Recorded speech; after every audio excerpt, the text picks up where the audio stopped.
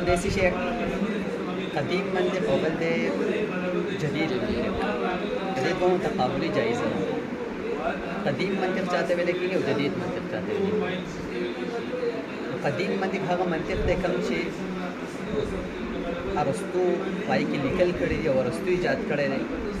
عیسی علیه السلام ته الله په طور د معجزې ورکړی خو ارسطو پای کې بیا باب در باب او فصل در فصل پای کې زیادتي وکړله. دې ته ویل کېږي کلاسیکل منطق. څه شی؟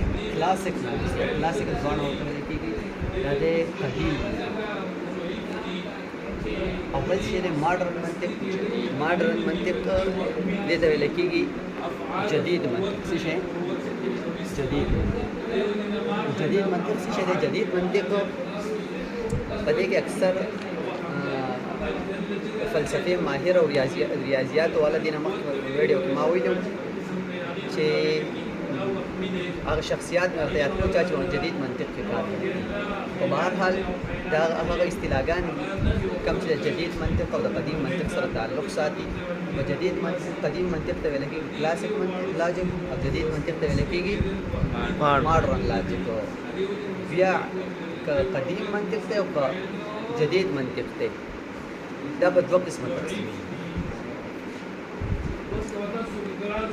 د چا نه به دوه قسمه تقسیمېږي؟ د کاګنیشن او د نالج. کاګنیشن او نالج څه دی؟ نالج هم علم ته وایي او کاګنیشن هم علم ته ویلی کېږي. بیا دا علم دا په څو قسمه باندې دی؟ په دوه قسمه باندې دی. علم په څو قسمه باندې دی؟ په دوه قسمه باندې. کم کم؟ یو ته ویلی کېږي تصور او بل ته څه ویلی کېږي؟ تصدیق ویلی کېږي. تصور ته په ماډرن لاجک کې څه اصطلاح ورکول کېږي؟ کنسپټو. څه شی؟ کنسپټو یا کنسپشن دواړه ورته ویل کېږي. او تصدیق ته څه ویل کېږي؟ ایسنټ یا ججمنټ. څه ورته ویل کېږي؟ ججمنټ. ججمنټ ورته ویل کېږي. بیا د تصور او تصدیق دوه قسمه دي. تصور او تصدیق دوه قسمه دي. تصور دوه قسمه څه دي؟ تصور بدیهي او تصور نظري. او تصدیق دوه قسمه دي. کم کم؟ تصدیق بدیهي او تصدیق نظري. نو تصدیق بدیهي ته څه ویل کېږي او تصور بدیهي ته څه ویل کېږي؟ دې ته ویل کېږي امیډیټ. څه شی؟ immediate څه شی؟